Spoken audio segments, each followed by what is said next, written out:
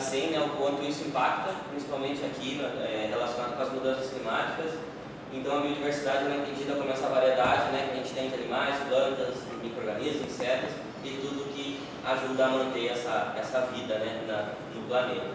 Então uma área sem biodiversidade, como no caso, né, na Caatinga, essa questão da água é muito presente, então menos água, menor polinização, que é o caso que o professor falou das abelhas, solo pobre, que tem a ver com tudo, né, o solo é a base de tudo, então se o solo está ruim não adianta fazer nada, porque o solo é a primeira parte que a gente tem que recuperar. E no caso, os benefícios com a biodiversidade, que são os mais diversos possível, incluindo uma coisa muito importante para a gente, que é a renda, né? A gente sempre tem que ver essa questão da biodiversidade relacionada com a renda, que entra tanto nos serviços ecossistêmicos quanto o pagamento por serviços ambientais. Então, o que são esses serviços ecossistêmicos? Não sei se vocês já ouviram falar nesse termo, mas é bem simples. Serviços ecossistêmicos é tudo aquilo que a natureza, né, que a biodiversidade nos fornece de benefício para as pessoas. Uma sombra de uma árvore é um serviço ecossistêmico, a polinização é um dos principais serviços ecossistêmicos, inclusive um dos mais importantes monetariamente. Então, os serviços eles resultam de todos esses processos, interações, e isso, de alguma forma, ele pode ser rentabilizado e monetarizado. Então, isso tem estudos, não faz muito tempo, que começaram a ver que a natureza ela presta esses serviços e esses serviços eles podem ser remunerados para as pessoas que conservam, no caso. Então, os serviços ecossistêmicos eles são divididos em 4, já que a gente tem bastante, né? Então, o serviço de provisão, serviços de regulação, de suporte e os serviços culturais. Então, aqui um pouquinho de cada. Serviços de provisão são aqueles que a gente obtém os produtos diretamente da natureza, uma fruta, um umbu ali do pé, uma madeira, uma lenha, a água, as plantas medicinais, a produção de mel, isso é classificado como serviço de provisão. Serviços de regulação, que são relacionados aos processos naturais, então que ajuda a manter esse equilíbrio, controle de erosão, secagem de carbono pelas plantas, a polinização, controle biológico de pragas, isso tudo entra em serviço de regulação. Serviços de suporte, que aí entra a parte, que já diz o nome, né, de suporte a toda essa biodiversidade, a parte de ciclagem de nutrientes, formação do solo, a manutenção, a dispersão de sementes, e os serviços culturais, que aí entra a parte muito forte do turismo, né? Inclusive tem um tipo de unidade de conservação que é só relacionada com a parte turística e a parte cultural, que é a MONA, né? Que é o monumento natural. Então tem dentro das nossas classificações de unidade de conservação tem uma especificamente para conservar essa parte de turismo e de paisagem, de beleza, então isso é bem interessante. Então entra toda a parte religiosa também, e cultural, e de conhecimento tradicional e de turismo. Então os serviços ecossistêmicos hoje em dia eles estão bem em voga e com bastante gente tentando monetarizar isso para justamente levar para os produtores, né, um jeito de se conservar e conseguir gerar renda com esse serviço que eles prestam para a sociedade. Então aqui só alguns exemplos, né, desses serviços ecossistêmicos. Trouxe uma planta que acredito que é a mais conhecida aí de todo mundo, que eu sou encantado também por ela, que é o umbu. Então alguns serviços ecossistêmicos que ele gera, né, que ele produz, principalmente os frutos, consumir natura ou na forma de sucos. Ali uma pesquisa da Embrapa, que é um doce de umbu com manga. A parte do conforto animal, conforto térmico, isso aí também tem a ver tanto com os animais quanto com a gente, né? A gente vai consumir também essa carne. Embaixo, no meio ali, a parte de bioprospecção, isso é muito forte dentro da Embrapa, né? A gente já comentou ontem dessa bioprospecção de micro-organismos, que é o caso do Auras, aquele que é o que mais dá royalties para a Embrapa, que foi uma bactéria retirada do mandacaru, e hoje em dia tem essa produção. Então essa parte de bioprospecção de micro-organismos é muito forte. E lá a famosa cuca, né, que chamam o xilofódio, que também tem todo esse aspecto, que é uma adaptação do umbu para conseguir conviver com a seca, mas também é uma fonte de alimento, né? Se faz cocada, tem toda uma parte comercial também. Então ali alguns exemplos do umbuzeiro: regulação hídrica, suporte à fauna, microclima, captação de carbono, isso entra dentro dessa parte de serviços ecossistêmicos. Outra planta aqui como exemplo de serviços ecossistêmicos, o angico, acredito também que todo mundo conhece, é uma das madeiras de lei aí, né, do Brasil, já foi muito explorada, tem um crescimento rápido, tem uma das adaptações mais sensacionais que é os nódulos, né, os rizóbios, que é essa associação com os fungos micorrízicos. Isso é importantíssimo, principalmente na agricultura, então essa planta ela já tem isso e ela é fundamental para entrar em projetos de recuperação ambiental, justamente por ela dar esse aporte, né, de nitrogênio para as outras plantas e para o solo. Então ela tem uma maneira excelente que pode ser utilizada, tem a questão da fixação de nitrogênio nas raízes, isso faz com que se use menos nitrogênio externo, né, e utilizando elas no sistema florestal, por exemplo, ou em plantios. Então, e ainda tem, nesse caso, o valor comercial das sementes, né? Isso aí é dinheiro na mão. Então, tem toda essa parte dessa rede da restauração com as sementes nativas e, no caso do angico, é uma semente muito procurada, porque ela não ocorre só aqui, ocorre na Mata Atlântica também, Cerrado também, e então tem o valor comercial das sementes. E mais um exemplo, a faveleira, que a gente também falou um pouco dela ontem, como serviços ecossistêmicos. A parte da forragem, né, que o Sérgio falou na trilha, que é super importante, os animais se alimentam dela. Teve uma colega, ela não está aqui hoje, mas ela comentou ontem que ela comia a semente da faveleira, e aí eu fui atrás e realmente se come, ela é comestível, agora fiquei curioso para comer. Come. Exatamente, aí tem ali as sementes, elas podem ser utilizadas para o consumo humano na produção de óleo, sorvete, bolo, pão e bebida. Então tem esse consumo e o látex dela também tem a questão medicinal. A planta, vocês viram ontem na trilha, né, que tinha um caminho de látex assim, já estava mais antigo, amarelado, mas ela se usa bastante na medicina. Então é uma planta que tem diversos serviços ecossistêmicos e benefícios, tanto para os humanos quanto para os animais e para o ambiente no geral. Então, falando um pouquinho de biodiversidade e agroecologia, não tem como não falar um pouquinho de lei, né? Porque a gente tudo está com base em lei. Ontem o Sérgio comentou muito, né? Que tudo está dentro da lei e tudo é muito difícil dentro dessa parte da biodiversidade, né? De conseguir licenças e tal. E o que rege bastante no caso da recuperação de áreas degradadas, da restauração ecológica, é o Código Florestal, que é esse que é o nosso arcabouço legal. Então ele é dividido entre APP e Reserva Legal. Então APP é essas áreas de recursos hídricos, onde, também, né, de recursos hídricos, topo de morro, nascentes, etc., onde tem como função preservar esses recursos, a paisagem, a estabilidade geológica e a biodiversidade. E dentro disso, dentro dessas áreas, muita gente às vezes vê como uma área que não pode fazer nada, né? É uma área da propriedade que está inutilizada. Mas não, a lei ela traz que se pode produzir mel, por exemplo, se pode fazer alguma extração não madeireira, pode botar inclusive algumas espécies exóticas, por exemplo, alguma fruta, uma frutífera, uma fruteira ou alguma outra espécie medicinal. Então, antigamente a lei era mais restrita, hoje em dia ela é mais aberta, mas ficou aquele estigma ainda, né, que é uma função nossa, como pesquisadores, como cientistas, desmistificar isso lá na ponta, que é onde precisa, né, porque quem conserva a natureza são os pequenos agricultores no geral, né.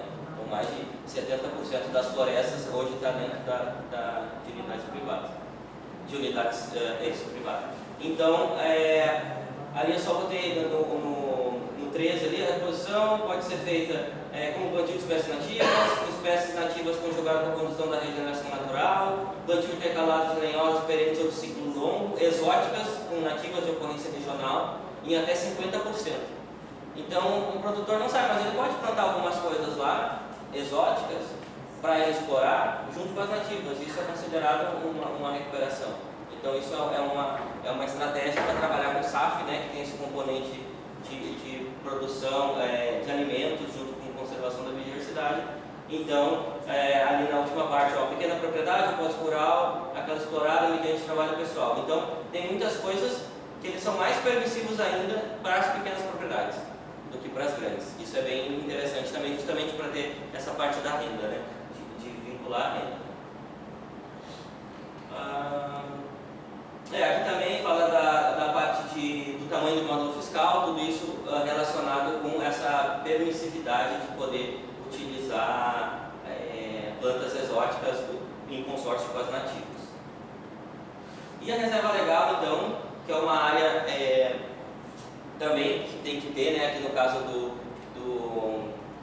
da Caatinga, são 20% da área de uma propriedade tem que ser de reserva legal, ou seja, tem que ser conservada como área nativa, seja ela florestal, arbórea ou herbácea. E ela tem, então, como função assegurar esse uso econômico de modo sustentável dos recursos naturais e auxiliar a conservação e a reabilitação desses processos, que no caso pode ser onde as abelhas estão conseguindo encontrar alimento ou se reproduzir ou também viver. Então essas áreas são muito importantes, principalmente relacionado com essas grandes culturas, que nem a Lúcia falou ontem da questão da abelha, né, da centris, com as áreas de acerola. Esse trabalho, ela até não falou ontem, mas para mim o mais sensacional é que teve áreas que aumentou até 70% da produção de frutos quando eles incluíram uma espécie de abelha nativa, um gênero na verdade, são várias espécies.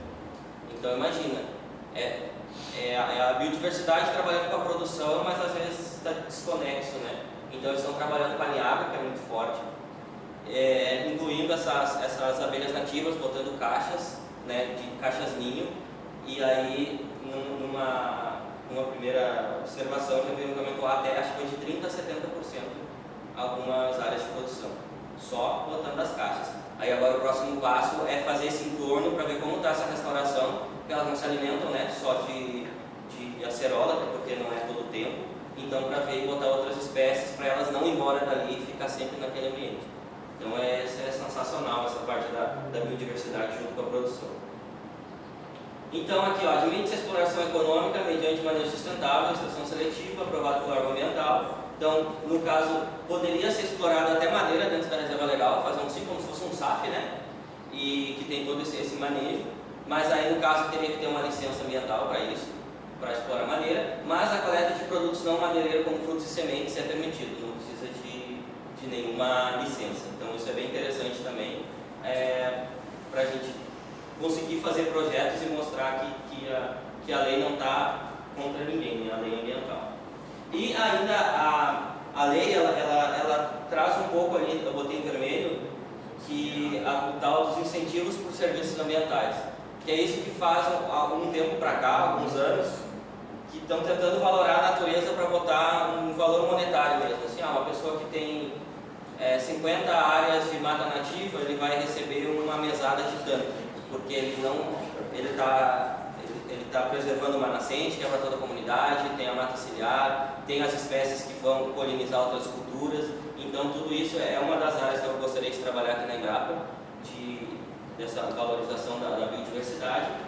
Existem alguns casos já que está acontecendo, principalmente em São Paulo. São Paulo é bem na vanguarda, né, sempre dessa parte de recuperação ambiental e de conservação.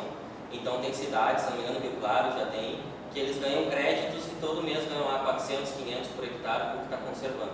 Então todo mês tem um PIX na conta do produtor só por ele estar preservando. Do governo do estado. Tem o federal, e aí tem o estadual de São Paulo e tem o municipal. Essas que eu vi, eu vi em três cidades. Eram tudo já com a lei estadual, desculpa, com a lei municipal. Tudo com a lei municipal. Porque a lei federal e estadual é muito branda. Aí quando a prefeitura consegue instaurar isso e monitorar, aí é que eles estão recebendo. Não tem muitos casos, mas existe já. E aí aqui agora, né, uma das principais, como a gente planeja, né, uma recuperação ambiental. Primeira coisa, a gente tem que ter essa parte dos conceitos, né, a diferença entre recuperar e restaurar. Então, a recuperar é voltar a uma população, mas sem a necessidade de deixar ela com a condição original. Então a gente recupera uma área, por exemplo, uma área que foi desmatada, a gente pode fazer um sistema agroflorestal. Não está voltando como era antes, aquela área natural, com as espécies, mas foi recuperado. Então, o SAF, por exemplo, é uma estratégia de recuperação ambiental. Inclusive está dentro da lei do Código Florestal. O sistema florestal é uma forma de recuperação, tanto para APP quanto para reserva legal. E a restauração é uma parte mais ecológica, que é restituir essas populações ou um ecossistema de forma a ficar o mais próximo da condição original. Que aí entra todos os processos ecológicos, entra as espécies que ocorriam ali, toda a questão principalmente desses processos ecológicos. Então a recuperação é sem a necessidade de voltar à condição original e a restauração o mais próximo da condição original. Então, no caso, a gente trabalha muito mais com a recuperação do que com a restauração, pensando nessa parte produtiva, né? Tem gente que chama de restauração produtiva, mas conceitualmente seria uma recuperação produtiva. Então a ideia é exatamente essa, é promover o funcionamento e a manutenção dos ecossistemas através dos processos ecológicos. Tudo na nossa vida são processos ecológicos, então como a polinização, a dispersão de semente, a germinação, o recrutamento, esse fluxo gênico e essa relação dos animais, fisiologia e dispersão. Foi até aquela que a gente viu ontem lá na trilha, o facheiro crescendo em cima do Imbiruçu lá, então relacionado com essa relação planta-animal. Então a ideia é recuperar esses processos ecológicos, restaurar esses processos ecológicos. Então a gente tem um passo a passo dentro da recuperação ambiental para fazer, né? Como todas as áreas a gente tem uma metodologia. O primeiro passo é definir o objetivo, né? O que vai recuperar? É diferente de recuperar uma mata ciliar, de uma restauração produtiva, de uma recuperação produtiva, ou de uma área de nascente, ou de uma área de caatinga hiperxerófita, que são essas áreas que a gente viu ontem que é muito seca. Então, o primeiro é saber o objetivo, que é recuperar aonde e para quê, né? No caso, o que é recuperar? Uma nascente, uma mata ciliar, uma área produtiva, uma pastagem degradada? Então, essa é a primeira pergunta. Definir a área e esse objetivo, né? O que se quer recuperar e para quê. Esse é o primeiro passo. O segundo passo, que para mim é o mais importante, é diagnosticar essa área. Assim como a gente faz nas nossas pesquisas acadêmicas, né? Diagnosticar. Aí tem um passo a passo, tem várias metodologias, tem inclusive um que eu vou mostrar, que é o manual da Caatinga, que saiu em 2025, da RECA, que é a rede de restauração da Caatinga, que traz todo um passo a passo bem legal sobre como fazer a restauração e sugestões de técnicas de restauração. Então, o passo é diagnosticar essas áreas. Existe regeneração natural, como é que o solo está muito degradado, tem horizonte A, não tem regeneração natural perto, a gente tem algum fragmento florestal para essas árvores conseguir fazer esse fluxo gênico ou não. Então, toda essa parte do diagnóstico, ela vai levar a gente a escolher a estratégia melhor, porque nem todas as estratégias funcionam para tudo, né? Então, tem áreas que a gente pode só cercar e deixar a regeneração atuar, tem outras que a gente tem que plantar, que isso se torna muito mais caro e etc. Então aqui são algumas perguntas. Existem animais dispersores, então a gente vai na área, faz um diagnóstico, olha, tira foto, registra, anota se existe erosão, presença de gramíneas invasoras, se tem animais, né, pastejadores, que é um grande utensílio, né, um entrave para a recuperação ambiental e o tamanho dessa área. Então o segundo passo de diagnóstico é bem importante, tem vários protocolos, inclusive do Pacto da Mata Atlântica, é um dos mais interessantes, assim, tem bastante passo a passo. O terceiro passo, então, é identificar esses limitantes, né, que a gente chama também de filtros ambientais, que é o que está impedindo de voltar lá por conta. É os animais que chegam na área, que comem os brotos e há um sobrepastejo, alguém que está fazendo esse corte, é o próprio solo que já está erodido ou não tem mais condições de conseguir se recuperar sozinho. Então a gente identifica esses problemas e depois relaciona, né, com alguma consequência. Por exemplo, a falta de sementes da área, provavelmente porque não tem nenhuma área perto, né, nenhuma área natural. Então isso faz com que não tenha recrutamento de plantas. Presença de capim invasor, alta competição, e às vezes eles não deixam nenhuma semente se estabelecer. Então, acesso livre do gado, ou né, do bode, danos físicos e pisoteios de mudas em crescimento. Então, aqui na Caatinga, nas áreas degradadas, o principal fator assim, de falta de regeneração é o sobrepastejo do bode, né, que é aquele criado solto e tal. Então, existe trabalho já fazendo alguma rotação com esses animais para mostrar que, até porque a principal fonte de muitos proprietários é a Caatinga, né? Tem gente que não tem, que nem o Sérgio falou, que a gente plantar um carpentúfio ou a palma e os bichos ficam soltos na Caatinga. Então tem uma hora que começa a prejudicar ambos os lados, né? Tanto a natureza quanto os animais e as pessoas. Então tem o projeto, inclusive com o IRPA aqui, de recatingamento, que a gente tem um projeto que é o Gatinho Caatinga, que a gente vai trabalhar com essas áreas de fundo de pasto. Tem financiamento? Tem da FINEP. Não, esse é do TED, é do MDA, do Ministério. São 6 milhões de projeto. Aprovaram já? Sim. A gente já está tudo certo, a gente vai começar, acredito, em agosto agora. São mais ou menos 400 famílias. Esse vai ser legal. Esse é o que eu mais estou... É Bahia, Pernambuco e Piauí. Eu acho que é na região de Curaçá. Eu não conheço o nome das cidades, mas é aqui pela volta. Aí esse projeto ele foi assinado ano passado. Ele foi assinado durante a Semiárido do Show com o MDA. Na verdade, o MDA chegou na Embrapa com essa demanda. Aí a Embrapa aceitou, fez a parceria com o IRPA, que é aqui, né, o Instituto aqui de Juazeiro, de Agricultura Familiar. É maravilhoso. Eu quero conhecer ele, não conheço ele. E aí vai começar agora, e é principalmente para trabalhar com as propriedades de fundo de pasto, que já estão com essa caatinga muito degradada, né, e está afetando a vida. E aí, pelo que eu vi, assim, a metodologia é plantar essas mudas, e eles vão produzir as mudas, então vai ter toda a parte da economia da restauração, aí vai ser feito piquetes para cada ano eles ir rotacionando, etc. Então, vai ser bem interessante. Estou bem empolgado com esse projeto aí, vai começar agora. E o quarto é escolher a técnica, a estratégia, a metodologia mais adequada. E quando a gente fala de restauração, de recuperação ambiental, tudo é custo, né? É custo com mão de obra. Então, aqui à esquerda tem um gráfico do custo relacionado com esse nível de intervenção. Então, existem diversas técnicas, eu vou falar aqui de algumas delas,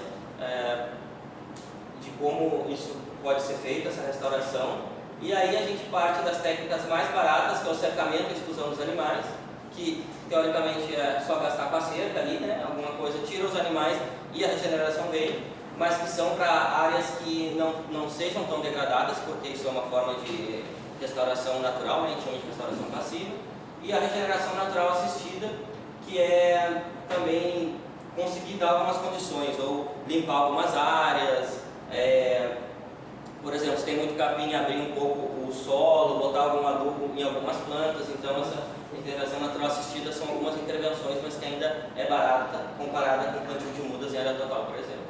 Aí no meio do gráfico a gente tem algumas que exigem mais mão de obra e custo, e o nível de intervenção também é maior, que é a semeadura direta, que nada mais é do que semear as plantas direto no campo. Isso é muito utilizado na Mata Atlântica e no Cerrado, já é bem estabelecido. Aqui na Caatinga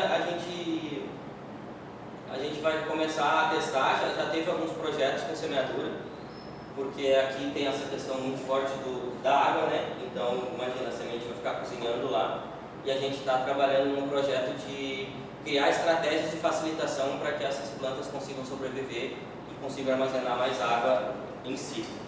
Então, desculpa. Não, pode falar. Eu esqueci de falar, quando quiserem é só... Você sabe aqui na Caatinga qual ou quais dessas estratégias são geralmente mais utilizadas? Mais utilizadas, o cercamento é bem utilizado, porque às vezes a área só está degradada justamente por causa do sobrepastejo. Só que aí tem aquele, né, o custo-benefício, eu vou cercar a área, mas onde é que eu vou botar meus bichos, né? Eles vão sobrepastejar outro lugar. Então tem que ter essa análise prévia, mas se usa bastante. Semeadura já se testou, mas eu não vi muito trabalho. Nucleação, depois eu vou falar de nucleação, que é uma das que eu mais gosto trabalhando no doutorado, eu vou falar um pouco mais dela. O enriquecimento se usa bastante, que é justamente uma caatinga que está mais ou menos rala, entrar com plantas. Então tu abre o berço, faz todo o plantio, bota um pouco de adubo e tal, matéria orgânica, e aí escolhe até as espécies que tu quer, como se fosse um enriquecimento. Por exemplo, a gente poderia fazer um enriquecimento só com umbu, no caso, uma área, né, que fosse uma área degradada da Coppercook ou de algum parceiro, que tem poucos umbus. Claro que é uma coisa, né, daqui vários anos, mas poderia fazer um enriquecimento só com umbu ou com plantas de interesse.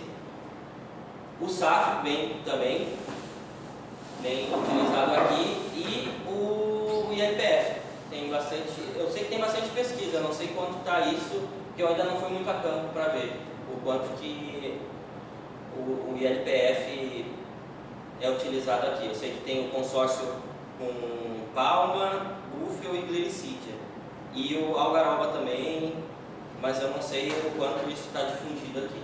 Mas assim, o que eu sei, cercamento, enriquecimento bastante, SAF e plantio de mudas, esses são os principais. No Brasil, o principal é o plantio de mudas, que muito tempo foi só ele que foi aceito, e é o mais caro também, né? Porque tem muda aí que, dependendo da espécie, é R$30 uma muda. Imagina chegar para um produtor e falar, tem que restaurar 1 hectare, 500 mudas, R$30. Ele vai mandar longe, né? Nunca mais vai abrir a porteira para ti.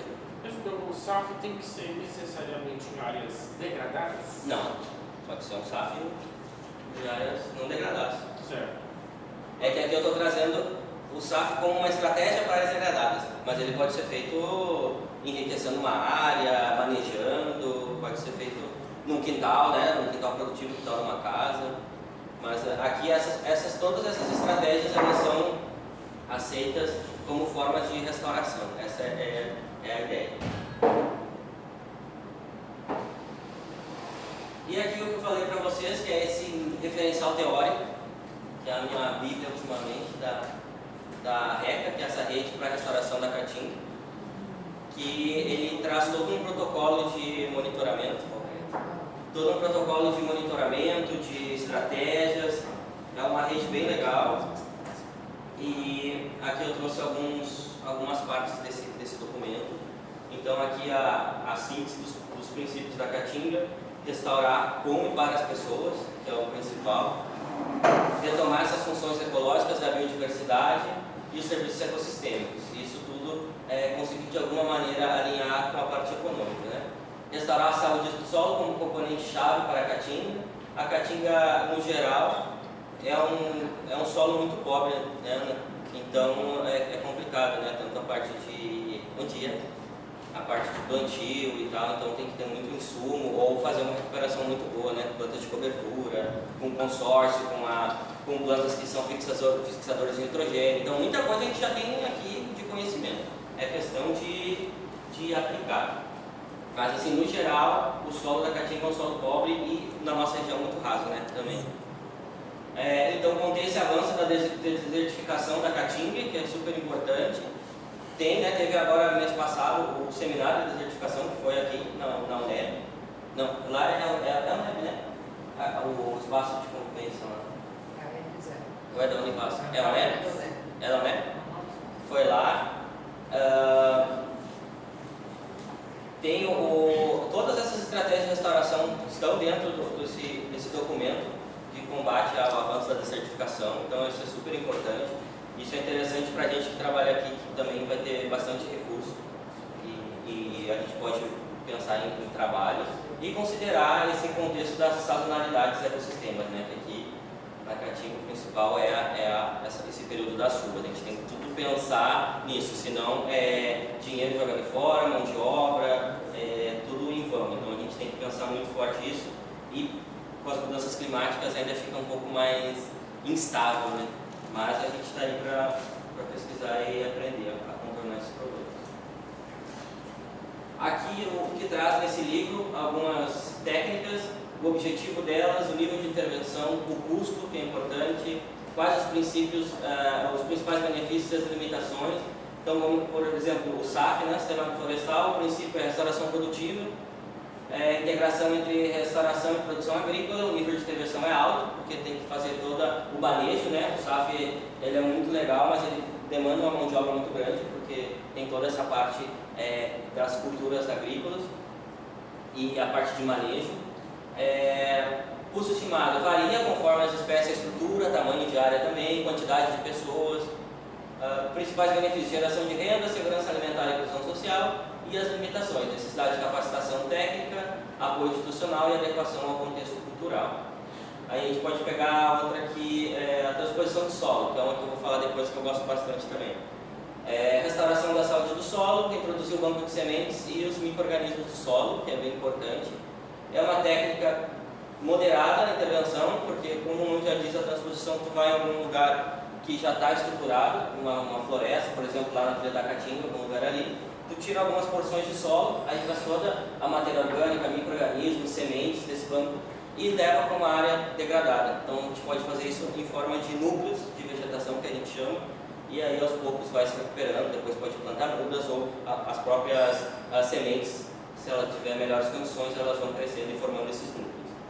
Então a transposição de solo, uma técnica de nível de intervenção moderada, o custo moderado, depende de transporte e coleta. Então às vezes pode pegar dentro da própria propriedade da pessoa uma área do vizinho, mas isso tem que ver também mão de obra, a parte de transporte.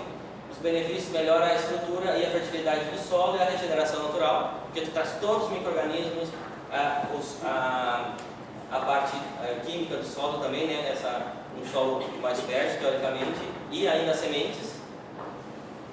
E as limitações: então o risco de degradação da área fonte e a disponibilidade ou solo compatível. Então tem um trabalho aqui da Univasf, da Rafaela, do doutorado, que ela fez justamente isso. Ela trabalhou com a transposição de solo e era sempre uma pergunta que se tinha: tá, e a área, como é que fica a área que retirou esse solo, né? As porções. Será que ela vai voltar? Será que vai ficar degradado? Vai abrir uma vossoroca? Aí ela retirou o solo e avaliou, e em pouco tempo, acho que foi 1 ano ou 8 meses, já começou o solo a se recuperar sozinho dentro da área. Então é uma técnica que está ok, não vai, né, tu não vai tirar de um lugar, botar no outro e deixar ele degradado.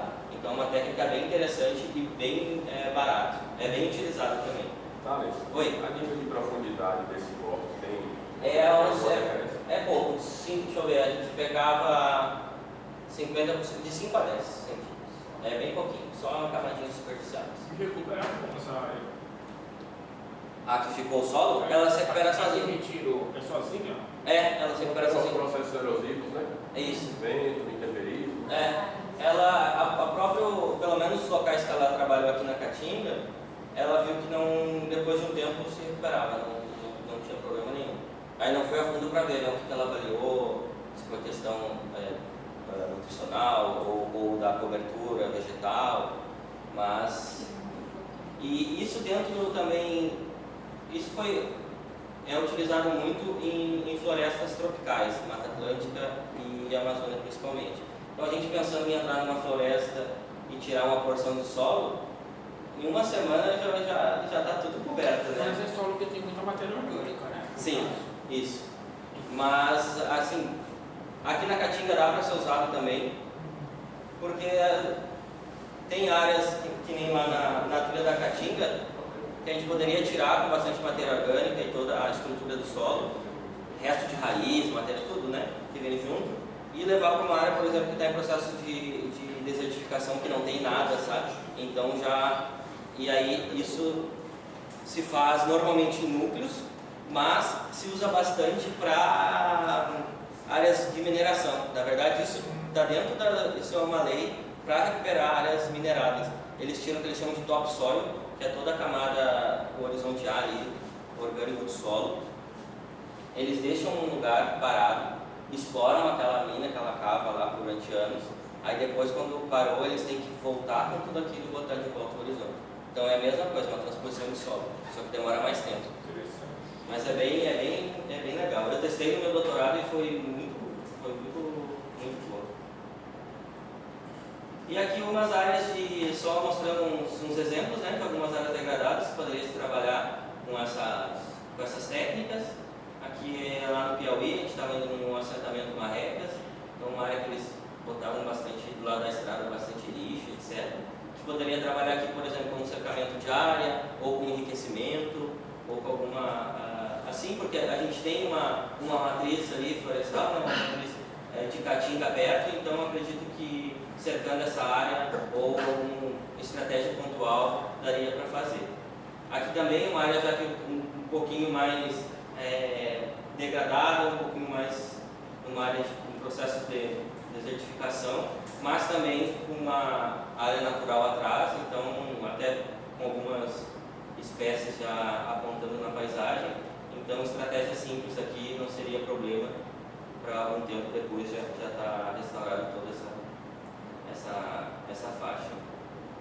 E aqui é uma área dentro do assentamento que é bem utilizada, que tem as ruas, mas tem uma área que, por exemplo, poderia ser feito um sistema florestal comunitário, uma horta comunitária, ou até um plantio voltado para a exploração madeireira, ou até para o bem-estar, alguma coisa assim. Então, são diferentes áreas de contextos que eu trouxe um pouquinho para a gente tentar enxergar como a gente poderia fazer um plantio de mudas também, ou o próprio transposição de solo. Então eu gostei dessa área porque é uma área bem central. Eu ainda vou trabalhar lá, porque tem uns projetos lá. Que eu gosto dessas áreas que é onde o pessoal passa para se sentir pertencente, assim, sabe?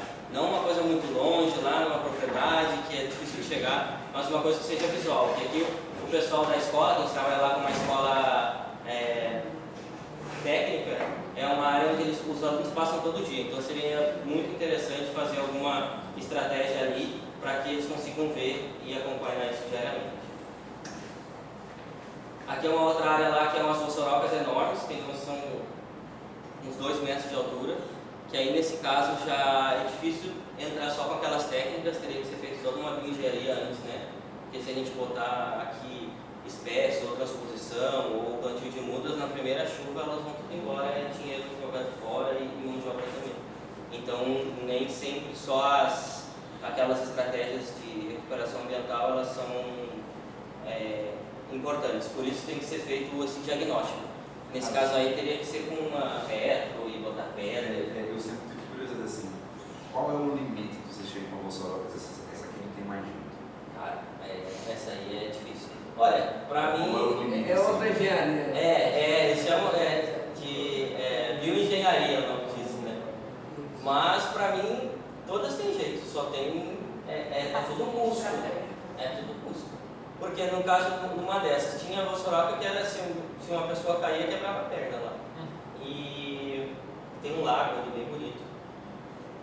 E aí nesse caso, a gente vai falar com a Codevasf para eles ir lá com a retro para a gente botar algumas pedras e algumas madeiras, topo de árvore, para fazer uma contenção, primeiro para essa terra não ir mais, né? Não ser escoada, não ser assolavada. Isso tudo está assoreando o lago deles também. E aí depois, com o tempo, e daqui a pouco até com essas intervenções assim, de bioengenharia, vai criando mais umidade e é capaz de vir, né? Tanto ali que tem uma plantinha crescendo, então acho que até um juazeiro ali. Então vai criando esses microambientes que a gente chama de umidade, que se um passarinho pousar, defecar, regurgitar, ou vir pelo vento, vai conseguir recuperar.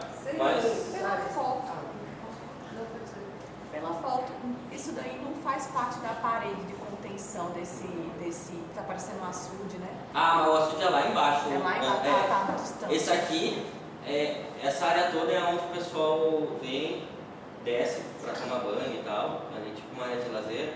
E aqui os animais ficam também. Então a gente viu cavalo, burro, bode, tudo aqui. Mas é uma área que já está muito degradada de anos, assim. Mas eu acredito que não seja de contenção. Pode até ser, mas o rio está bem lá embaixo, eu não sei quanto é o nível dele, sabe? Eu acho que, na verdade não é um rio, é um lago, né? Eu acho que como é um lago, eu acho que ele não tem muita oscilação de E é natural, altura. não é? É natural, Aí no caso, cara, vocês têm algum acompanhamento? Eu já vi uns desses, nítidos de mais de 2 metros de profundidade, que você olha e você até com medo. E tem algum acompanhamento acompanhamento de alguma recuperação e como essa área ela respondeu? Tipo, porque às vezes o pessoal tampa, já coloca tudo quanto é coisa lá dentro para conseguir fechar. E passa um tempo, aí ela toda aberta de novo e até maior. Vocês têm algum acompanhamento de alguma área assim? Eu não tenho porque eu nunca trabalhei com fosforógrafo. Então, eu acho que essa vai ser a primeira que eles estão precisando muito lá, assim, sabe? Até perigoso para as crianças ir tomar banho, assim, é muito perigoso. Mas eu nunca trabalhei com... Mas é porque se você não fizer com nível para quebrar a velocidade da água quando chega, ela vai voltar. Ela vai cair. Tem que quebrar essa Nós velocidade. visitamos uma, Thales, em Campo Formoso, ali entre Areia Branca e Laje dos Negros, que ela comportaria uma carreta dentro. Sério? A maior que eu vi na vida, um negócio absurdo. No núcleo de desertificação lá, né? Que é isso. Pois é. Então, assim, tem como, existe milhares de trabalhos sobre isso, só que eu nunca acompanhei ao longo do tempo, né? Mas é o que a Ana falou, o primeiro é quebrar essa velocidade da água, senão vai voltar tudo. E tentar construir e formar esses microambientes para que as plantas consigam voltar sozinhas ou depois fazer alguma intervenção mais forte. Mas isso é caríssimo, né? A parte mais cara de restauração é restaurar o fosforógrafo. Isso aí é muito, muito caro. Agora eu vou botar a apresentação das técnicas.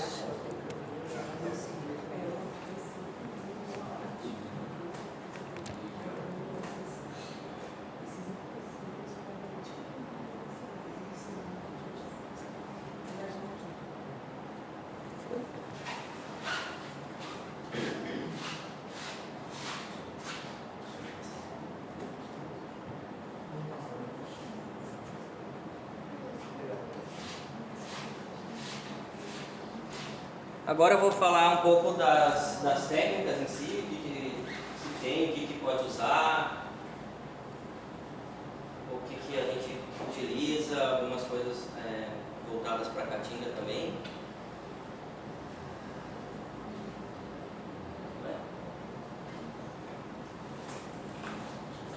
Isso é um livro, né, que você falou? Hã? Isso é um livro? Não, algumas coisas eu peguei do livro, mas esse aqui não... O do livro eu mostrei antes ali, que tinha aquela tabela. O livro está naquele site, né? Da RECA, Então aqui esse é um guia de restauração da Sociedade Mundial de Restauração, que mostra um pouco essa relação do custo, do benefício de uma área conservada até a estratégia mais cara que se tem, que é o plantio de mudas. Então a gente tem uma área conservada com baixo custo relativo, né, porque a área já está funcionando, todos os processos ecossistêmicos. Tem um grande benefício para a captação de carbono, benefício para a biodiversidade e benefício social. Aí a gente vai para a próxima, que é uma área de floresta e regeneração natural, que é aquela só de cercar a área, então uma técnica relativamente mais barata. Tem também um custo de carbono um pouco menor, porque ela está se regenerando, né? Ela está captando carbono, mas não comparado com a floresta conservada. O benefício social não é tão grande, justamente porque a gente não pode entrar, né, e aproveitar essas áreas, porque ela está sendo regenerada. E essa técnica ela é para áreas que têm um baixo grau de degradação. Então, que no caso a gente chama de regeneração assistida ou regeneração natural, que é cercar a área e a natureza faz o trabalho que ela sempre fez. Depois, então, uma estratégia intermediária é a nucleação aplicada, que é uma das que eu vou falar aqui, que eu trabalhei no doutorado. Então, o custo é um pouco maior, não é tanto comparado com o plantio de mudas, tem toda a parte de carbono e o benefício é bem focado para a biodiversidade, que é mais ou menos tentar gerar condições para que essa biodiversidade consiga fazer o trabalho dela, nada mais é isso, né? Recuperação é só tentar imitar o que a natureza já faz. E são para áreas que não sejam tão degradadas, mas também que não sejam muito, então intermediário. E por último, o mais famoso de todos, que é o plantio de mudas, super caro. Por um lado, tem esse benefício tanto para a biodiversidade quanto de carbono, porque tu já sai lá na frente, né, com mudas plantadas, então, e cuidando e fazendo a manutenção dessas plantas, e é indicado mais para áreas bem degradadas, né? No caso, áreas que não tem nada, por exemplo. Então aqui a gente vai falar um pouquinho do plantio de mudas, da semeadura direta, da regeneração natural assistida, da nucleação, do enriquecimento, dos sistemas agroflorestais, cercamentos usando animais, transposição de serrapilheira e solo superficial, que é a transposição de solo, e um pouquinho de NPF. Então aqui de novo um outro gráfico, só para a gente relembrar, né? Esse custo-benefício entre mão de obra e o custo da implantação. Então embaixo a gente tem esse cercamento de geração natural, depois o custo para enriquecimento aumenta um pouco, mas a mão de obra é pouca. Semeadura direta, transposição de solo, de serrapilheira, um pouco mais de mão de obra, mas o custo também é baixo. E lá no topo, então, o custo e exigência de mão de obra e LPF, que tem que instalar e fazer toda a manutenção, adubo, etc. SAF, que tem toda a parte da instalação e a manutenção também. E o plantio de mudas. Então, isso é interessante também. Não existe só uma técnica, a gente pode trabalhar com várias ao mesmo tempo. Então, eu vou trabalhar só com plantio, mas isso. Não, dá para testar um monte de coisa. Pode fazer um SAF junto com uma nucleação, um plantio de mudas. Então, elas não são e nem devem ser utilizadas separadamente. Pode fazer numa área várias coisas e testar também. Então, isso é importante. Às vezes a gente esquece um pouco disso. E principalmente nos trabalhos científicos, né? A gente publica assim, às vezes a academia é muito fechada, né? A gente vai trabalhar só com plantio de muda, só com nucleação, mas não, na prática a gente sabe que é bem diferente, então pode testar várias coisas, pode fazer um plantio de mudas e botar a transposição de serrapilheira junto, na leira, excelente, pode fazer uma semeadura direta e um plantio de mudas, ou uma semeadura, já tem semeadura SAF com semeadura direta, então ao invés de planta algumas plantas, mas semeia outras nativas, né, porque tem a semeadura das cultivares alimentares e tal. Então dá para cercar a área, fazer uma regeneração assistida numa área e plantar um pouco, ou nucleação na outra, então tudo dá para ser trabalhado junto, que a ideia é que não seja cada um na sua caixinha.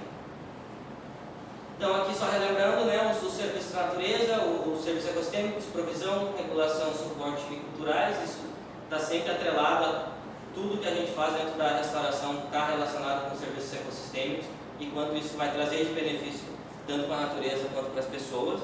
Então isso é bem importante, isso está nos projetos, a gente tem expediente, tem que botar isso.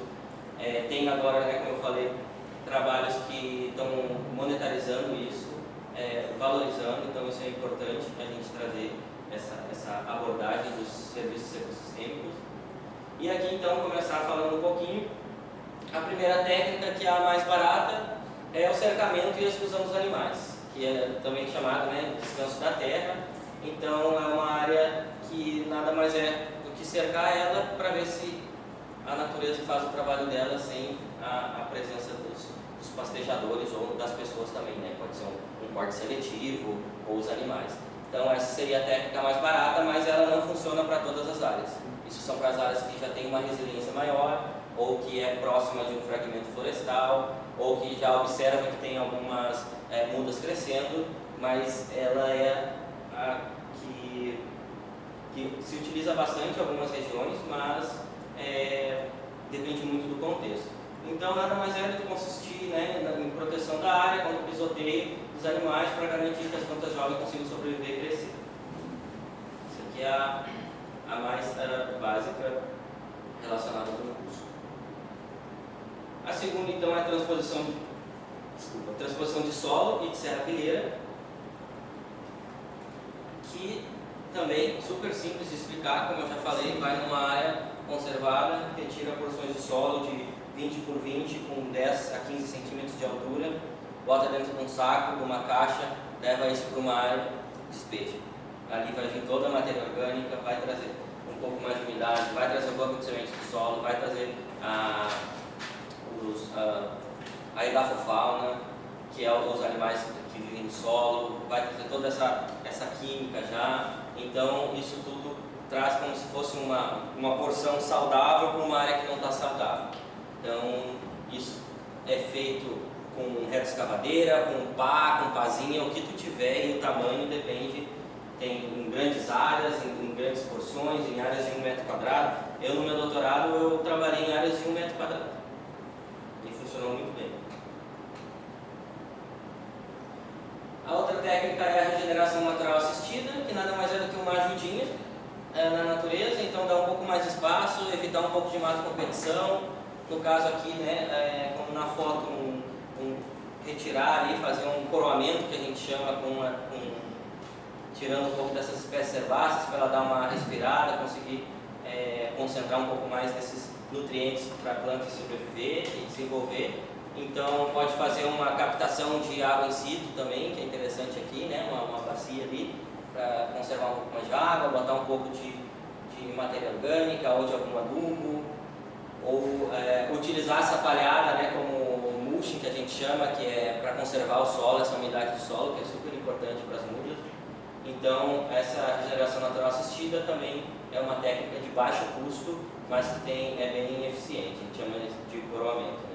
Então é só dar um auxílio para o que já está acontecendo. A outra técnica, que é eu acho bem interessante, eu quero testar aqui a semeadura com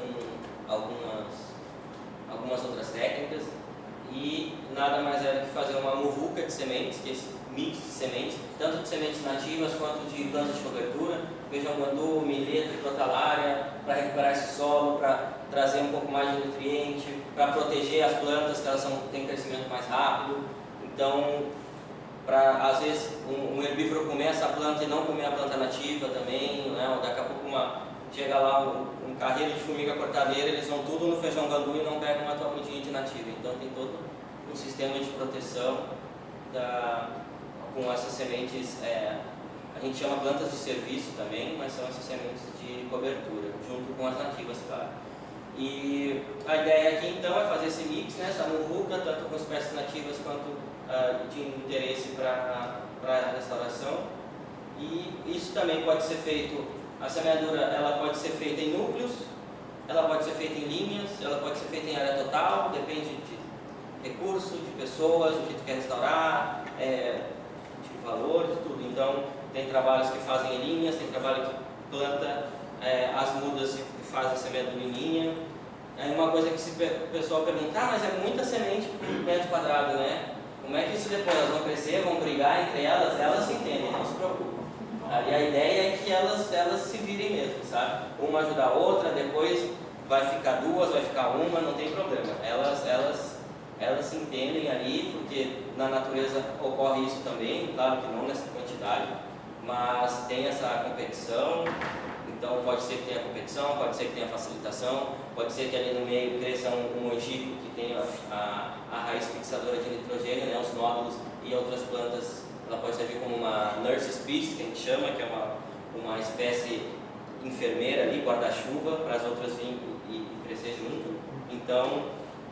Mas é sempre importante você colocar alguma semente de crescimento mais rápido, de eliminação mais rápida. Isso. Né?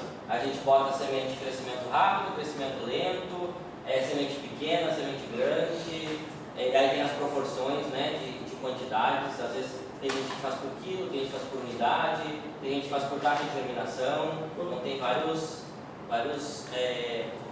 metodologias. Mas como se você tem uma coisa meio estatística, alguma coisa vai vingar ali. Exatamente. Isso aí. A gente está escrevendo um projeto agora do CNPq, que até ontem eu perguntei se o Sérgio estava vendo o meu, que ele é do CTI, né? Que é do comitê lá da Embrapa, e a gente quer testar esse mix de sementes na caatinga, mas com alguns facilitadores. A gente quer plantar, depois eu vou mostrar para vocês a galharia, que é um amontoado de galho que a gente bota, e a gente vai botar a semeadura embaixo.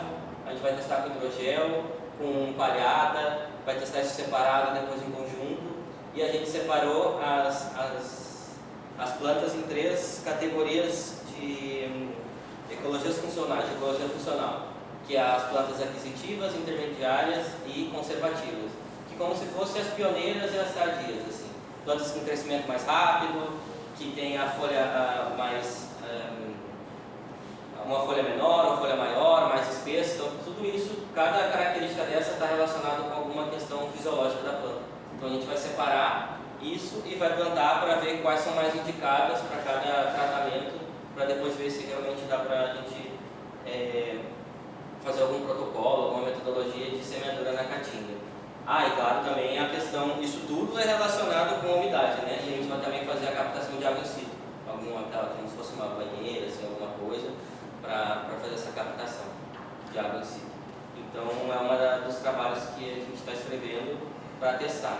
Porque o legal da semeadura direta é que é muito mais barato do que tu fazer uma muda, né? Porque imagina, a muda tu tem que ir lá coletar semente, tu tem que fazer a muda no viveiro, aí tu tem que ter espaço, tu tem que ter o substrato, tem que ter o saquinho, tem que molhar, ficar 6 meses, 1 ano, 2 anos lá, então é muito caro. O transporte depois, e aí tu corta isso lá no começo, né? 10% do trabalho, que é coletar, ou alguém coletar, comprar no de sementes e plantar isso direto no solo. E daqui a pouco pode ter o mesmo resultado de uma planta de 30 centímetros ou 1 metro, que ficou lá 1 mês, e teve todo esse, 1 mês não, 1 ano e ficou todo esse processo. Então a ideia sempre é baratear o custo da restauração, pensando na agricultura familiar. Oi? Quanto tempo, quando você usa essa técnica, quanto tempo você tem que acompanhar esse solo? 1 ano, 2? Para ver se no mínimo 1. No mínimo 1. As plantas de cobertura logo já saem. Dá 15, 20 dias já começam a... Claro, se tiver condições, né? Se tiver água e tal. Mas no mínimo 1 ano. Esse aí a gente quer avaliar, que são 36 meses, são 18 meses, 1 ano e meio de avaliação. Que a gente tem que esperar a época da chuva, claro, né? Então vai ser mais ou menos 18 meses de avaliação. Pelo projeto, depois eu quero continuar. Justamente para ver como ela se comporta no ciclo de uva. Exatamente, porque... Como ela se comporta diante de variações de temperatura, pluviosidade, etc. Isso aí. Porque também tem a questão, germinar é uma coisa, né? Recrutar é outra, estabelecer é outra. Então, a gente quer estabelecer a planta, porque quando a planta já está num tamanho que ela consiga já está estabelecida para reproduzir. Então, exato. Então, uma coisa é a gente plantar ali, germinou 70%, mas quantas dessas que germinaram conseguiram chegar na fase adulta, né, virar uma planta? Mas aí, no caso, para a questão do seu projeto, você faz isso numa área cercada. Vai ser cercado, exatamente. Esse é o primeiro ponto. Ainda mais na entrada, porque os bichos ficam... Não, lá vai ser em área cercada. E aí a gente vai testar em 3, como eu falei, a gente tem... Nem tudo dá para todas as áreas, né? Depende de degradação e tal. A gente vai testar em 3 áreas, que é uma área degradada, super degradada, uma área mediana e uma área para enriquecer. Uma área que, para ver, porque daqui a pouco é bom, a técnica é boa para uma, mas não para outra, né?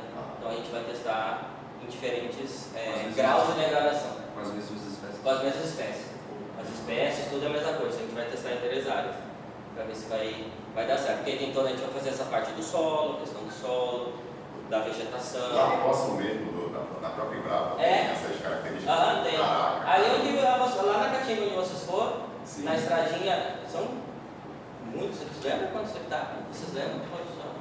São uns 1.000 hectares, eu acho. Ele falou mais 8. Né? Caramba. E aí ali já tem área que já foi utilizada e já está em pouso há muito tempo, tem área que nunca foi mexida, tem área conservada. Então a gente tem todos já mapeados, assim. A gente vai fazer um levantamento, né, florístico, do solo, tudo, e depois vai escolher, selecionar essas áreas e vai fazer esse trabalho aí. Esse aí que eu vou concorrer no CNPq, tomara que dê certo. Vai dar certo. Tem uma bolsa lá, Precisa. mas não de doutorado. Aí o clássico, né, o plantio de mudas, justamente isso, identificar as matrizes, coletar, beneficiar, produzir no viveiro, o plantio a campo, depois monitorar isso. Então esse é o mais utilizado, principalmente por empresas, e o mais caro também. E a nossa ideia aqui é facilitar isso pensando na agricultura familiar, nos produtores. Técnicas que sejam tão eficientes quanto um plantio de mudas, mas que sejam muito mais baratas. O enriquecimento também, o bom que os nomes são bem objetivos.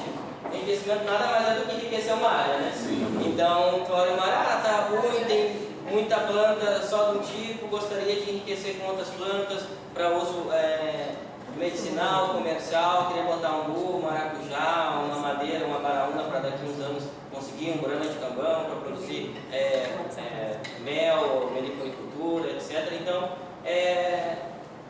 enriquecer uma área, isso também é bem interessante. E aí, no caso, a gente enriquece normalmente com mudas, mas pode ser com semeadura também. Aí o SAF, né? Sistema Agroflorestal. Para mim também é o que é o melhor dos dois mundos, de recuperação e produção e engajamento, tudo. Eu quero muito trabalhar com SAF aqui. Trabalhei com SAF no Bioma Pampa e na Mata Atlântica, aqui ainda não. Então, já é também, né, de conhecimento de vocês. Então, essa produção agrícola é aliada à conservação, né? O SAF, então, imita a estrutura da floresta e tem esse cultivo de alimentos junto com plantas importantes dentro do contexto da biodiversidade. Então aqui, para falar de SAF, a gente não tem como fugir de um conceito ecológico bem, inclusive um conceito ecológico bem fundamentado, que é a sucessão ecológica, né? Que o SAF praticamente imita uma sucessão ecológica. Então a gente sai de uma área de solo exposto, aos poucos vão chegando as pioneiras, que são essas ervas e arbustos que vão começando a se manter ali, né? Conseguir sobreviver naquele ambiente. Normalmente são plantas bem rústicas, que conseguem colonizar esses ambientes mais hostis. Aos poucos, então, isso vai melhorando as condições do solo, do microambiente, umidade, etc. Aí entra alguns arbustos, alguma cobertura vegetal um pouco mais lenhosa. Depois vem as que a gente chama de plantas pioneiras, as árvores pioneiras, né? São essas plantas de estágio bem inicial, que já tem uma estrutura melhor também para o solo. Então elas já começam a ter esse estágio de dossel já, né, de subbosque, na verdade, de bosque das plantas, um estágio mais avançado. Depois surgem as plantas com estratégias mais intermediárias ali, uma floresta em maturação, até que chega em floresta madura com plantas, por exemplo, jequitibá e etc., que são plantas já de estágio bem avançado, que necessitam de mais estrutura, mais condições do solo, mais umidade para crescer. Então isso, claro que esse modelo é de uma floresta tropical, né? Mas a ideia é a mesma ideia da caatinga, só com algumas adaptações por ser uma floresta seca. Mas a ideia do SAF é exatamente essa, uma forma de sucessão ecológica, mas que a gente consiga manter. Quantos anos? Muitos, depende. Você disse que uns 200. 200 anos para chegar no... para chegar até uma floresta madura, eu acho que uns 200 anos. Nossa, teve teste até que está. Minha pesquisa foi pouco tempo, o doutorado de campo foi 2 anos só. Mas elas chegaram, teve muitas que eu fiz transposição de solo, e aí veio a semente e ela cresceu 2 metros, cresceu 1 metro por ano. Enorme assim, da semente. Foi o fumo bravo e o papagaio, são 2 espécies pioneiras da Mata Atlântica. Foi lá em Juiz de Fora. Você regando, você dando o substrato tudo, né? Ou... Não, o substrato que eu dei foi tirar a porção da floresta e botar numa área de braquiária. E aí ela se desenvolveu? E ela se desenvolveu, porque veio a semente, né, do banco de semente. E aí, o legal dessas sementes pioneiras, quando a gente faz isso, são sementes que elas germinam com o sol, né? Porque elas ficam lá dentro da floresta, sim, dormentes, e aí quando abre uma clareira, elas, minha vez. Então, com a claridade, com o sol, elas começam a germinar. Então, é mais ou menos o que a gente faz, trazendo elas para uma área degradada. Aqui a gente tem, eu trabalho no Museu de Ciências, né, na Unifácio, e a gente tem o bosque lá. A gente plantou em dezembro de 2023 e agora sim, a gente trata elas com pega-leve, né? Aguando a cada 2 dias, direto do rio e tudo mais, água bem. Elas chegaram a 2,5 metros de caraibeira, e a gente fez consórcio de plantas, extratos de plantas, porque eu não sou bióloga, né? Eu faço a gestão no lugar, eu vejo os biólogos trabalhando. Eles decidiram fazer, quanto mais longe do rio, plantas que precisam menos de água. Sim. E quanto mais próximo ao rio, que pegam mais água, né? Então, assim, a gente teve um resultado muito bom, mas irrigando, né? Qual foi a contaminada? Aí tu me pegaste. Mas eu tenho uma planta aqui no celular, tem uma planta, eu vou olhar aí. É uma que gosta bastante de água. Você fez estudo na Mata Atlântica, né? Lá no Rio, na Floresta da Tijuca, ela foi totalmente florestada. Aquilo ali não é a marca original. Vocês chegaram já a estudar aquele caso ali? Existe levantamento histórico. Tem muita coisa lá. Não no laboratório, que eu fiz em Juiz de Fora. Mas tem um pessoal lá do Rio que tem todo o estudo lá. Eu acho que até da Embrapa de lá, acho que a agrobiologia deve ter. Porque é muito interessante aquele caso. Sim. Totalmente pelado. E foi no século XIX, deu todo o processo de reflorestamento daquilo ali. Mas tem sim. Inclusive tem estudos lá com as espécies invasoras, tem a jaca, que tem muito lá também. Então, mas tem bastante trabalho da gente. Eu nunca trabalhei, mas eu sei que tem, eu já li. E aí a ideia é isso, gente, é a sucessão ecológica dentro do sistema florestal, né? Pode ser um sistema simples. SAF também, tem gente que considera o consórcio de 2 plantas um SAF, tem gente que considera uma coisa mais complexa. Eu não vou me ater a isso porque depende muito de conceitos e tal, e de práticas, mas eu sou fã do SAF, para mim se tem um componente arbóreo, para mim já é considerado SAF. Mas, então, ali tem um consórcio de milho e feijão, depois entra com alguma outra planta, né? No caso uma banana, e aí pode ir estruturando isso, né? E manejando ao longo do tempo. Essa imagem eu fiz com um livro lá para a Embrapa do Rio Grande do Sul, por causa das enchentes que teve. A Embrapa está lançando um livro só com estratégias de recuperação ambiental dos produtores, perdendo tudo, para melhorar os rios, tá? Inclusive agora já está com enchente de novo. Quem que é esse? O quê? Está lançando um livro? É um livro lá da Embrapa do Rio Grande do Sul, da Clima Temperado, sobre as estratégias de mitigação das mudanças climáticas lá, por causa das enchentes. Aí uma das estratégias era sistemas agroflorestais. Aí eu, com a ajuda da IA, né, obviamente, fiz esse. Por isso que tem a araucária ali, tem a jabuticaba, eu acho, que a gente está pensando em usar para o livro lá, para mostrar essa sucessão do SAF. Mas o SAF é isso, meio que imitando essa sucessão ecológica, mas com esse manejo, escolhendo as espécies e ao longo do tempo, até que pode pensar num SAF para daqui 20, 30, 100 anos com espécies de lei, né? Por exemplo, a araucária, que é uma que demora bastante. E aqui um pouquinho como eu falei, existe SAF simples, complexo, depende do contexto, das pessoas, então eu trouxe alguns exemplos de SAFs mais complexos, mais simples, e peguei na internet alguns modelos, mostrando só que não precisa, às vezes a gente pensa, tem que fazer uma coisa astronômica, um SAF gigante, dá uma trabalheira, depois não dá certo, né? Tu vai lá numa propriedade, tem um senhorzinho lá, ele e a esposa, só que tem um monte de coisa, e quer fazer um SAF com 30 espécies, é um sonho, né? Mas não é tudo que vai estar lá no dia a dia mexendo.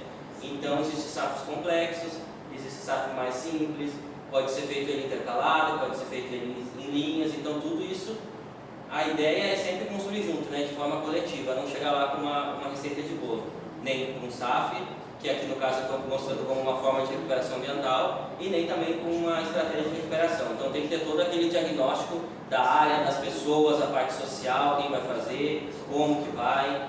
Então aqui é um SAF super simples, que é um plantio de jabuticaba com café, então dando certo. Olha a quantidade de matéria orgânica.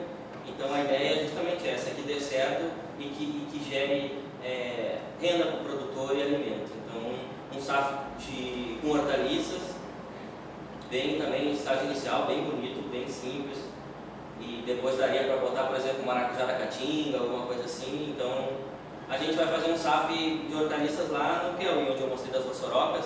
Lá tem uma escola agrícola, e aí eu mostrei essas fotos e conversei com eles, e eles estão trabalhando com essa parte de hortaliças. Não, vamos fazer um SAF lá. Vamos fazer um SAF. Até é legal porque a cada 30 dias tem comida no prato também, né? Isso é importante, né? Então tu vê funcionando as coisas, né? E aí a gente vai fazer um SAF mais ou menos com isso, com banana, com hortaliça, com algumas outras plantas que eles, acerola, outras plantas que eles botaram lá. Aqui é um SAF bem inicial também, com poucas espécies, que no início, né, dá para entrar com todas essas plantas que precisam de ciclo mais curto, precisam de sol, etc. Depois isso pode ser manejado para continuar produzindo, ou não, entra com outras plantas, então isso tudo depende dos objetivos, mas a ideia é mostrar que existem diferentes SAFs e diferentes arranjos, e todos eles têm que ser relacionados com a realidade das pessoas. Mais um, esse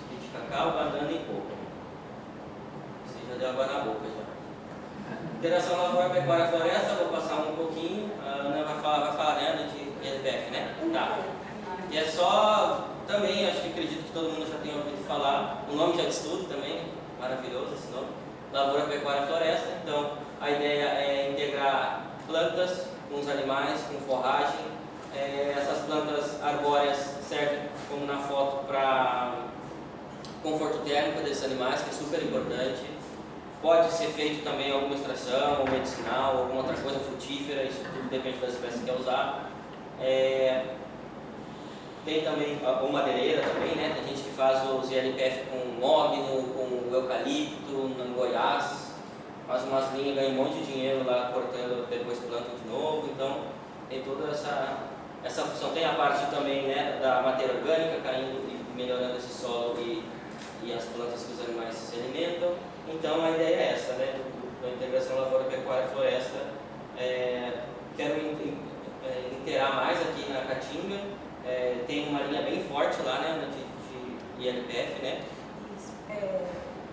Salete, que foi a intermediária da nossa vinda para cá, ela tem um projeto em rede junto com Diana e também uma professora de Minas Gerais, daquela parte do semiárido mineiro.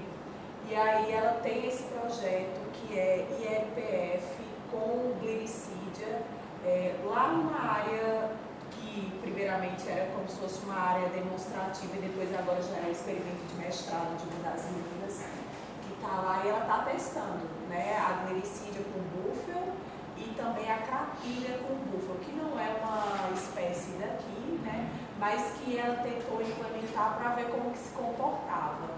E aí o que a gente tem de mais novo lá nesse sentido de ILPF. Nós temos outras áreas também dentro da Embrapa que já são mais antigas, que também tem esse sistema, mas que o que mais está em operação agora lá é isso. Aí várias coisas sendo testadas, além da parte do microclima, do capim em si, de tudo, nós temos coleta de gases na área. Gases do efeito estufa. Gases do efeito estufa. Nas coletas de solo também vai haver fracionamento da matéria orgânica para a gente ver como que está o carbono particulado, né? Com essa entrada de matéria orgânica proveniente das árvores, né? Dessa serrapilheira que vai ser mancada, o quanto de carbono ali vai entrar no sistema, né? E o particulado é aquele que não é muito estável, né? Ele vai estar lá de uma forma lábil, ou seja, ele vai estar entrando e saindo do sistema, né? E aí é de longa duração, o objetivo é chegar a vermos quanto tempo é necessário para chegar ao carbono associado a minerais, entre outras questões do solo, como também enzimas, entre outros vamos dizer, parâmetros de qualidade que esse ILPF vem somar ali na uma aula já. E aí é isso. E aqui, particularmente, é uma das que eu mais gosto, que é a nucleação, que a ideia é formar núcleos de vegetação. Então isso, ele veio com uma estratégia de se tornar mais barato, pensando numa área toda degradada, né, onde se faz a intervenção normalmente com plantio de mudas em área total. E a nucleação, a gente faz pequenas intervenções em núcleos, e esses núcleos, na medida que vai melhorando as condições do solo, o microclima, a chegada de sementes, eles vão se espalhando e eles vão se encostando até que toda a área seja restaurada. Então eu vou falar um pouquinho dos núcleos, aqui eu só trouxe para a gente lembrar, mas não precisa. E eu vou falar um pouquinho aqui dessas técnicas, né? Como eu falei, a ideia é formar esses núcleos, né? Essas condições vão propiciar a chegada de novos propagos, sementes, pelo vento, condições melhores do solo, e isso aos poucos vai aumentando a nucleação. Aqui é uma analogia com uma placa de Petri, com uma cultura, né, de micro-organismo. Então a nucleação é semelhante a essa colonização por micro-organismos. A gente tem uma área degradada, que seria a plaquinha, a gente faz intervenções em núcleos, na medida que esses núcleos vão melhorando as condições climáticas, microclimáticas do solo para a chegada de novas plantas, eles vão se espalhando até que toda a área seja restaurada, e isso diminui bastante o custo da restauração. Então aqui também eu falei, né, a ideia é promover esses processos ecológicos. Aqui eu já passei também. Aqui é mais ou menos uma área de regeneração natural, ela tem um custo baixo, mas os resultados variam, porque depende das condições da própria natureza, né? A nucleação aplicada, que no caso da nucleação ela tem um custo menor comparado com o plantio, mas ela é mais consistente nesse desenvolvimento, mas também comparado com o plantio ela demora um pouco mais. E o plantio de mudas é total, que tem um custo bem mais elevado, mas o desenvolvimento em relação à floresta ela é mais consistente, porque já sai lá na frente, né, com as mudas plantadas. Mas tudo é questão custo-benefício. Então eu vou falar um pouquinho dessas 6 técnicas que eu trabalhei: poleiros artificiais, transposição de solo, chuva de sementes, plantio em núcleos, transposição de galharia e a semeadura direta. Algumas a gente já falou. Os poleiros artificiais nada mais é do que são estruturas normalmente feitas com bambu ou com fio, que eles têm como objetivo formar uma área de pouso para as aves e morcegos pousar em áreas onde eles não têm nada. Então, no momento que uma ave pousa ali para descansar, ela pode defecar ou regurgitar sementes. Se a área estiver propícia embaixo, ela faz o serviço dela e a gente não planta, ela planta para a gente. Então, a gente meio que só dá uma condição para que ela já faça o que ela quiser.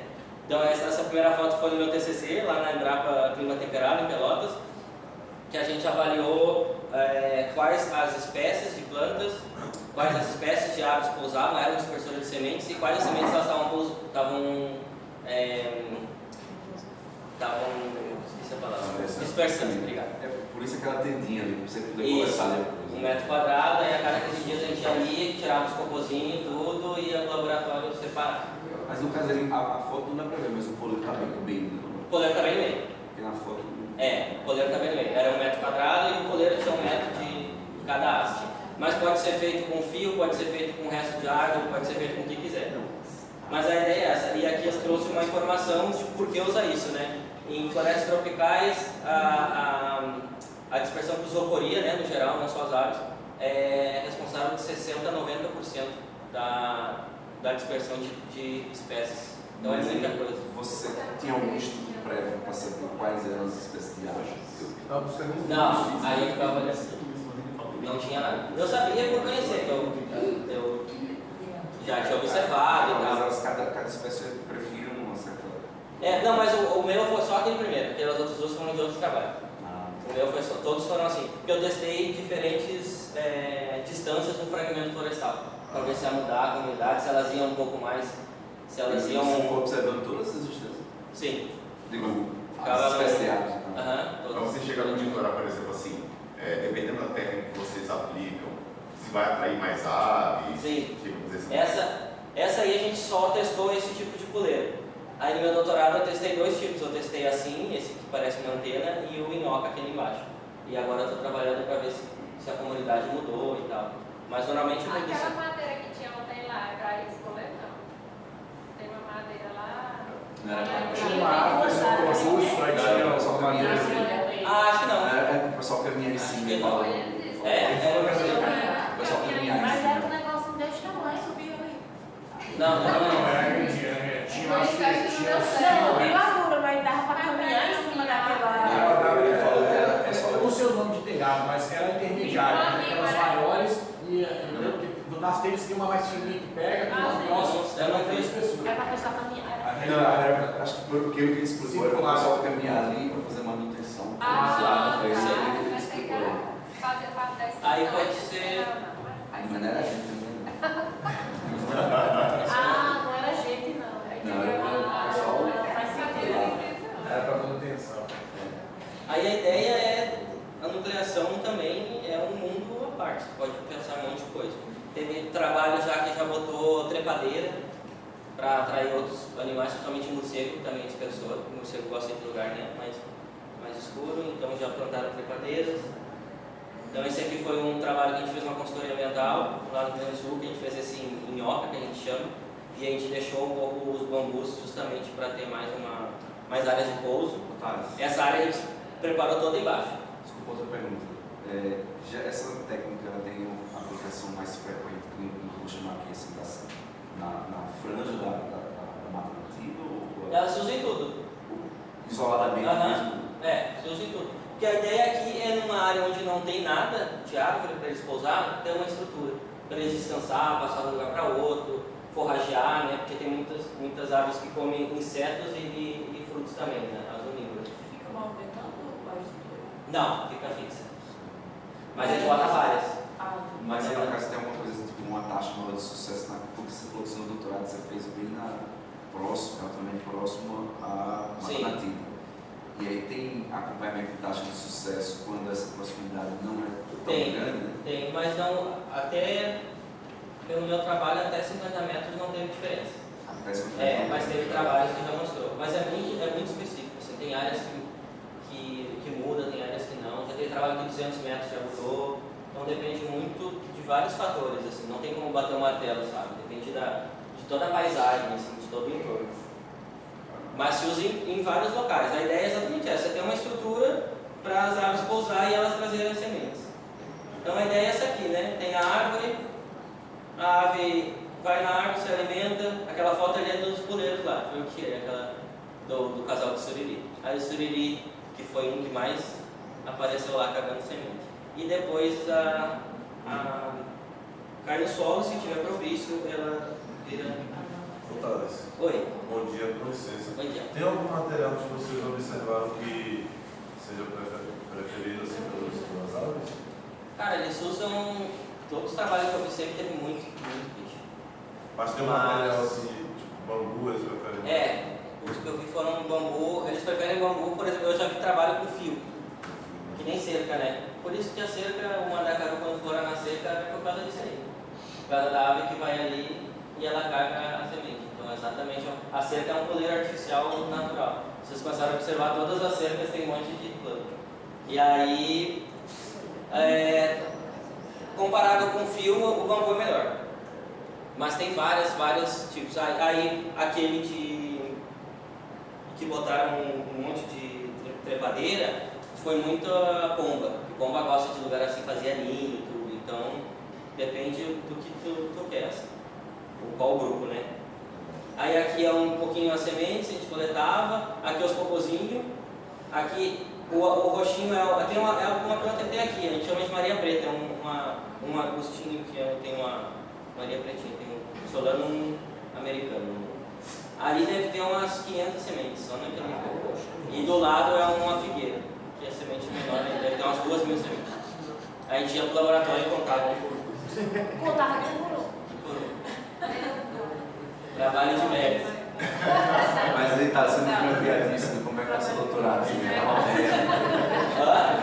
você podia soltar aquelas piadinhas, como é que é o seu doutorado? Você dá uma merda, esse foi do TCC aí. Tava uma merda, mas foi bom, publicamos bem, foi muito legal. Foi o que me instigou a seguir na restauração, foi esse trabalho. Aí ali é um casal de tesourinha, que é uma espécie também que tem aqui, né? Que ela é uma que come muita semente e insetos também, então foram uma das mais dispersoras, depois eu vou mostrar. Então aqui um pouquinho, ó, em um ano de trabalho, a guria até já me mandou mensagem, eu estou atrasado. Em um ano de trabalho foram mais de 24.000 sementes, 23 famílias, a gente conseguiu identificar bastante coisa, 15 morfoespécies não foram identificadas, que é quando a gente não consegue chegar nem em gênero, e 51 tipos de diásporos diferentes de plantas, só dispersada pelas aves, porque o que caía pelo vento a gente tirava fora, porque a gente não tinha, ela já não tinha mais cabeça para tanta semente. Então todas as espécies identificadas através da dispersão zoocórica, né, que foi essa exclusivamente pelas aves. E vocês contavam não? Irmão? Eu não entendi como é que você sabia, porque você colocou o poleiro e tal, eu não entendi o que você falou agora. As que vinham pelo vento a gente descartava, como é que você montava aquela? A estrutura é diferente. Normalmente as com vento tem a ala, que nem sabe? Então a gente já sabia. Até pelas gramíneas quando batiam, assim. E aí a gente tinha na Embrapa que nem a gente viu ontem lá, a cartoteca e a germoteca, a gente tinha uma na Embrapa. E aí a gente fazia coleta e aí conseguia ter para comparar esses materiais. Vocês fizeram um teste de germinação? Não, a gente fez depois só com a armeira vermelha, que é a pimenta rosa, que a pessoa gosta de comer, é aquela ali, a penúltima, a rosinha. A gente fez com ela, passando pelo trato intestinal das aves e coletado na árvore. Na verdade, a gente fez com ela, que ela é nativa do Brasil e ela é uma das espécies mais invasoras do mundo, a Skinny fora. E essa aqui é uma espécie invasora da Austrália, quer dizer, uma espécie nativa da Austrália e ela é invasora no Rio Grande do Sul, que é o Pintoscoro do lado. Aí a gente fez um trabalho com os dois. Aí vocês compararam. A gente comparou. E aí a espécie invasora, quando ela passa pelo trato digestório do bem-te-vi, ela germina muito mais rápido e muito mais quantidade do que quando ela é colhida na árvore. Então o bem-te-vi está ajudando a dispersar uma espécie invasora. E para a nativa não deu diferença. Passando pelo trato dele ou não, ela germina no mesmo caso. Então, aí a gente fez um trabalho meio de conservação, assim, esse foi um outro trabalho de saúde. Aí aqui estão os nossos queridos, então a gente identificou 20, essas todas foram do campo, a gente ficava lá no meio do mato, olhando, e tirando foto.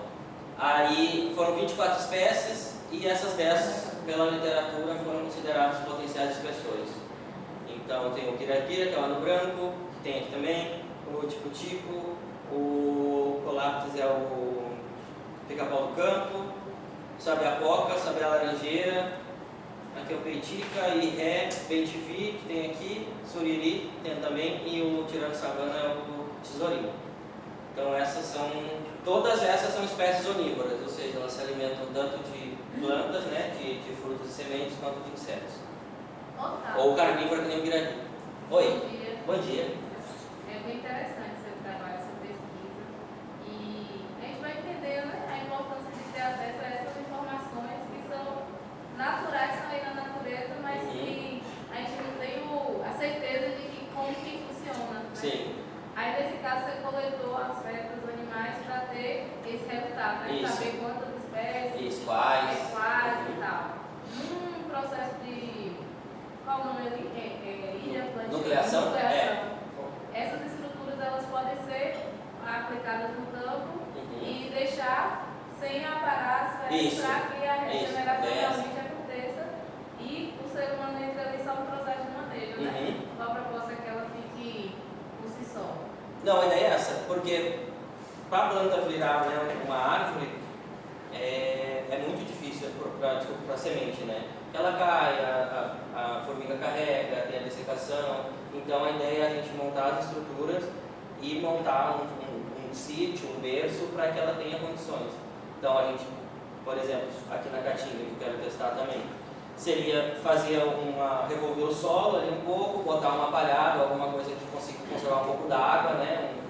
Um barramento ali, talvez algum substrato, ou comercial, ou um esterco, alguma coisa, para quando cair a semente ela ter as melhores condições possíveis para germinar. A ideia é essa, que é o que a natureza faz, né? Os bichos comem, só que a taxa de germinação de uma semente é muito baixa, então os bichos dispersam milhares para uma dar certo. Então a ideia aqui é a gente conseguir que dê mais certo com menos sementes, assim, dando essas condições melhores. E aí não plantar, né? Eles plantam pra gente, que eles já fazem isso automaticamente. Aí a outra transposição de solo, agora eu trouxe umas fotos de verdade, né, da IA, a gente fazendo um trabalho também, retirando do solo, levando, então a gente formava um núcleo de 1 metro cúbico, mais ou menos. Também esse foi um trabalho de consultoria.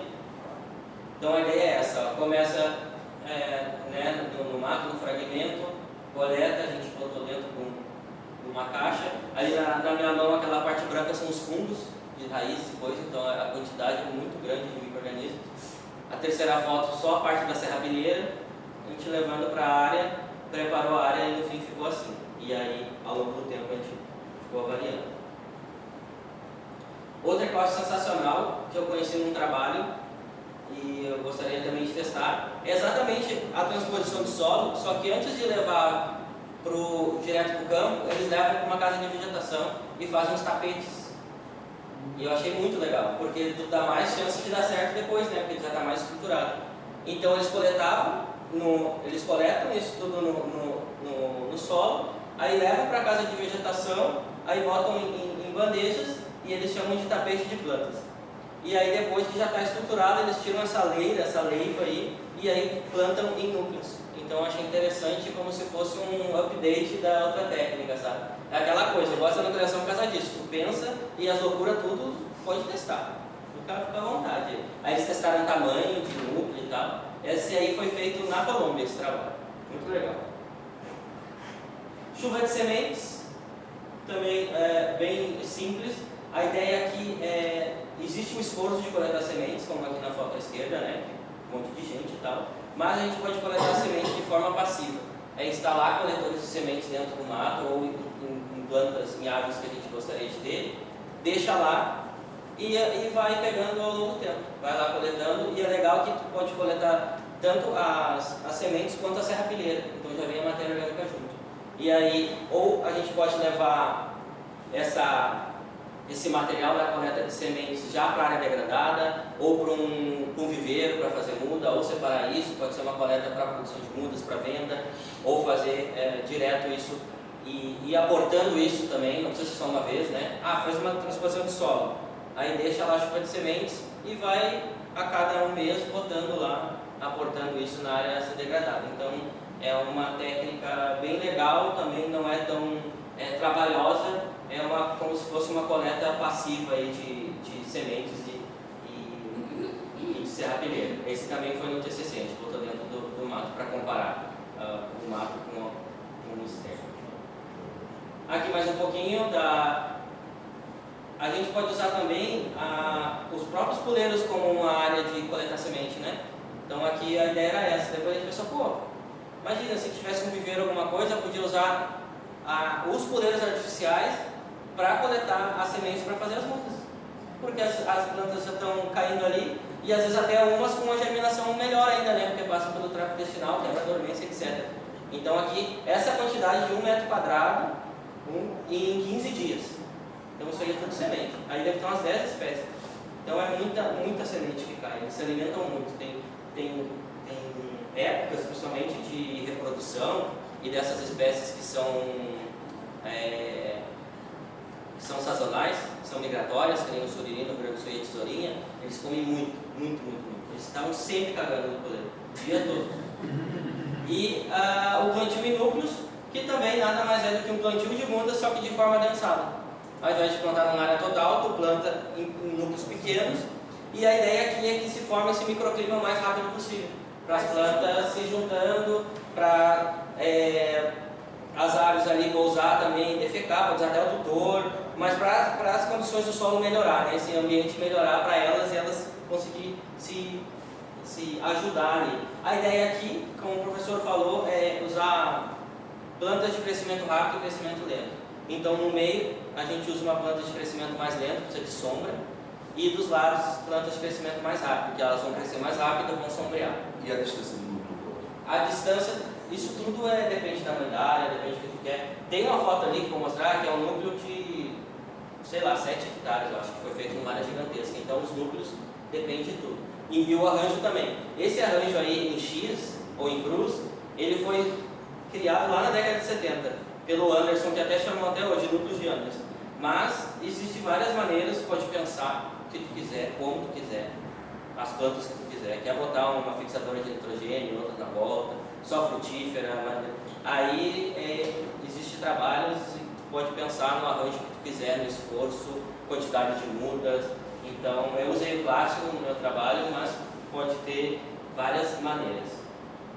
E a ideia é só usar características interessantes das espécies, né? Plantas de crescimento rápido, produção precoce de flores e frutos para atrair animais, também para ter essa ciclagem de nutrientes, fixador de nitrogênio, caducifólia, perene. Então cada uma no sistema vai ter uma função.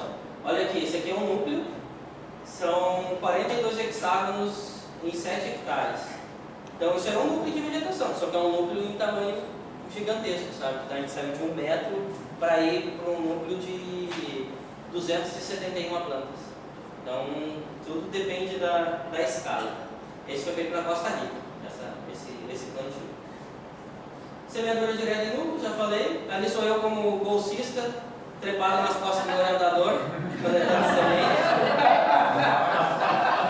O senhor está realmente me apoiando.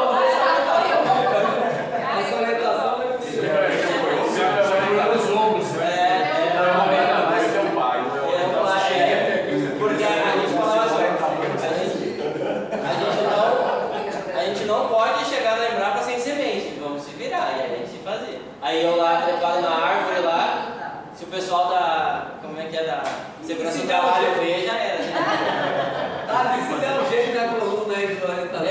Não, mas eu tinha 50 quilos aí, ó, era só beiço e barba.